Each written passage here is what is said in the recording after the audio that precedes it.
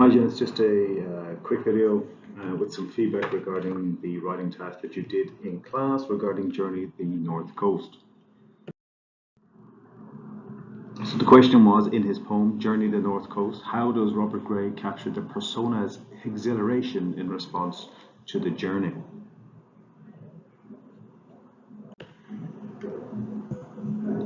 Well, the focus should have been on the persona's exhilaration, the journey itself, and how Gray portrays these aspects. Okay, so there was 3 starting points that you should have explored.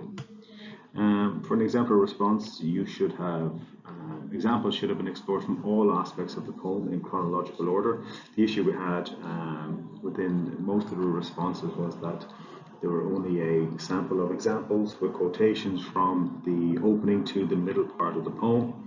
So this could be a timing issue. So, you know, when we look at timing, you need to sort of see how in 30 minutes you should be writing at least 2 pages in length and should have covered most, if not all, of the poem. Okay, so that's something that you need to work on in your own time, be it in study periods or at home. So I'm just going to show you some examples from your work and then some suggested ways that you could have improved said sentences. Okay, so for example, student work, we have Robert Gray's Journey the North Coast provides readers with the opportunity to see a depiction of a landscape. Well, fundamentally, yes, that's true, but there's more to it than that. So, for example, I've put in Robert Gray's poem, Journey the North Coast, 1970, provides the responder with the opportunity to conceptualize and vividly visualize an individual's emotions and reflection during a train journey. This is just an example or a suggested sort of way that you could look to explore the intricacies of the poem. So, for example, I've got provides highlighted in yellow here. Now, for example, you could sort of use any other word. For example, to aid your work here, you could sort of say conveys to the responder, or demonstrate to the responder, or expresses an opportunity for the responder to conceptualize, etc. Okay. Just to follow on, some more examples. So, student work was in Robert Gray's poem. He tells the story of a man traveling by train from the inner city to the north coast. You don't need to say this, as in you don't need to retell what the poem is all about, but you do need to contextualize, obviously. So let's just look at some suggested pieces of work that you could have explored instead of that. He tells the story of a man traveling by train from the inner city to the north coast. So in Robert Gray's poem, Journey to the North Coast, the poet highlights the excitement and elation provoked by the experience of journeying, the process of engaging in trips that take us away from our usual environment. In his text, Gray charts his persona's escape north by train from an urban setting into the Australian countryside, drawing attention to the thrilling speed of the journey, highlighting the exhilaration of the journey by emphasizing the way the persona is enthralled by the new environment and by revealing the transformative nature of the trip. Okay, so this is just a suggestion. Obviously, it is a little bit long, but I think that you could take, if you could take inspiration from aspects of this and adapt for your own work, that would be fantastic. And to continue on with that, examples of student work and suggested feedback. Shortly after the start of the poem, another example is when Robert uses metaphor to depict an image to his reader. There's a couple of issues with this. It's about making sure that you guys have some flow and coherency to your work, making sure that there's a bit of fluidity between point to point within your sentences and paragraphs. And it's important also that you retain formality of language within your response. So here's some suggestions. So furthermore, the pacing of the poem increases as Gray portrays a metaphorical image through the use of onomatopoeia, and it's the train that booms and cracks that tears the wind apart to convey a sense of exhilaration and energy. So we've seen here with the purpose of Gray. So Gray, he's increased the pacing of the poem through using a metaphorical image and onomatopoeia. And then you see the quotation there. It's actually just following on from analysis. So for example, you have a comma, and then you have the quotation, you close the comma, and then you're saying to convey a sense of exhilaration and energy. This is its purpose, okay, and it's conveying meaning, okay? So you need to be able to blend your quotations into your sentence and into your part, okay? This is a skill that, if done well, is highly effective, and it's something that you need to practice on. So it's just some key pieces of feedback here for you to take away going forward, okay? So don't forget about your thesis or topic sentence. Think about the question. So what areas could you comment on? You know, as an overarching topic sentence or thesis to kick off your response. You could sort of say that Gray uses landscape as inspiration, for example, okay?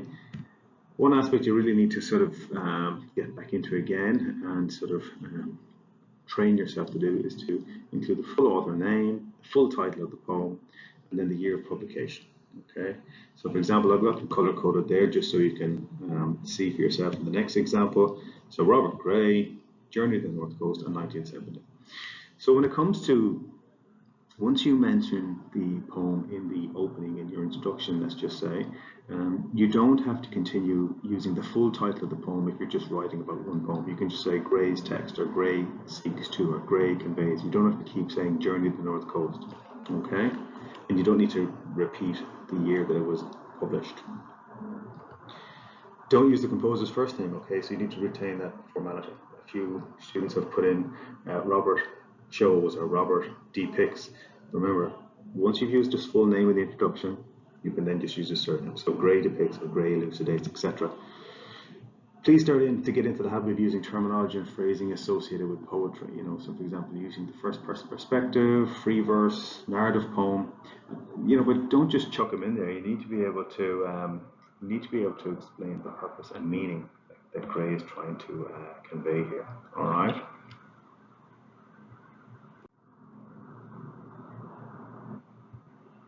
Some more feedback. So one thing that I know it's difficult to do in time situations and time conditions in class, but don't begin with a quote. Okay, so for example, you don't start a sentence with, and it's that train that booms and cracks, it tears the wind apart, shows us. Okay, don't begin with a quote. What you could do is say, the pacing of the poem increases as Gray portrays a metaphorical image through the use of onomatopoeia, and it's that train that booms and cracks, it tears the wind apart, and then continue on from there. Okay, don't begin with a quote, please. Don't begin a sentence with another quote. Says that he does this and he does that and he shows this and he shows that. Okay, so you remember to revisit the connectors document that we've looked at previously. So for example, the vocabulary to improve extended responses. This is under your 2020 content on OneNote, and it's under modules resources. Okay, so you could sort of say, when you're putting ideas in order, you would say further, furthermore, or moreover, etc., etc. Okay, so you need to be putting your ideas in order to explain yourself in a more skillful manner. And focus on the question at hand, okay? So don't get distracted, okay, or panic into the idea of just sort of writing everything you know about the poem on the page, you know. You need to stay focused on the question, right? Even if you probably write 3/4 of the amount of what you would have written if you just write everything you know about the poem, at least it's more consistent. And finally, but look, you really have to revisit your notes and how to include examples and quotations into your work, okay? I know that this was something that you may have lost track of with the disruptions of last term, but you know, you need to start thinking about how you can integrate your evidence into your sentences and work more fluidly and more seamlessly. And just a couple of more bits of advice. Look, if you look at your notes from your exercise book, so it's all the stuff that we cover in class, all the notes that you take. Obviously, if you're lacking those notes, well then now's the time to put your hand up and ask for more help. But you know, you can always pay attention to the vocab to improve extended responses. That's on OneNote. As I said, it's in the 2020 content under modules resources, which is there on the right hand side. That looks quite familiar to you, I hope. But key piece, gents, work on timed responses. okay, during study or at home. I will give you some timed responses from time to time in school, but you need to do it yourself, okay? It's up to you, right?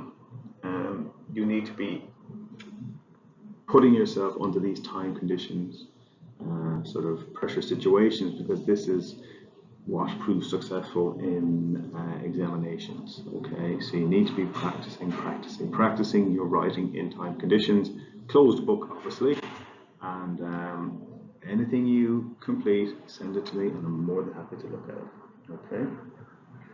Best of luck, gents.